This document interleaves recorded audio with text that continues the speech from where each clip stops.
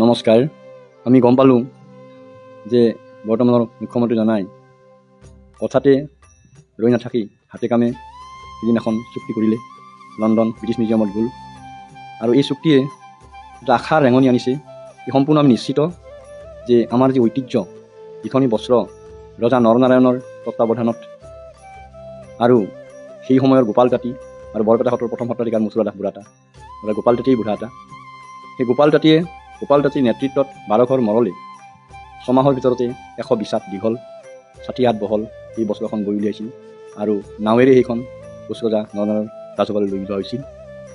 এই যি বয়নশিল্প, এই বয়নশিল্পৰ যিটো ঐতিহ্য আজি অসমবাসীয়ে ইমান দিনে বঞ্চিত হৈছিল। বহু চৰকাৰ গ'ল, ব্ৰহ্মপুত্ৰৰে বহুত নদীৰ বহুত পানী বাগৰি গ'ল, কিন্তু আজিলৈকে এই পদক্ষেপটো লোৱা নাছিল। গতিকে মুখ্যমন্ত্ৰীৰ যিটো পদক্ষেপ এই নিঃসন্দেহে প্ৰশংসনীয়।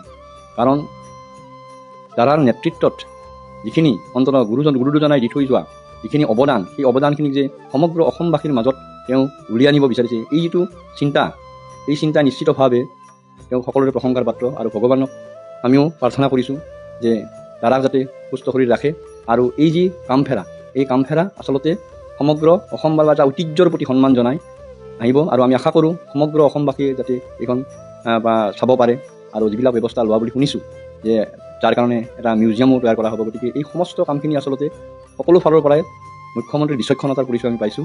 অকল বিচক্ষণতা, জাতিপ্ৰেম, মাটিপ্ৰেম আৰু বিশেষকৈ ঐতিহ্য প্ৰেম যিটো, সেই ঐতিহ্য জীয়াই ৰখাৰ কাৰণে তেখেতে যি পদক্ষেপ লৈছে, আমাৰ মাননীয় মুখ্যমন্ত্ৰীক ভৰি ভৰি প্ৰশংসা কৰিছোঁ, ধন্যবাদ জ্ঞাপন কৰিছোঁ।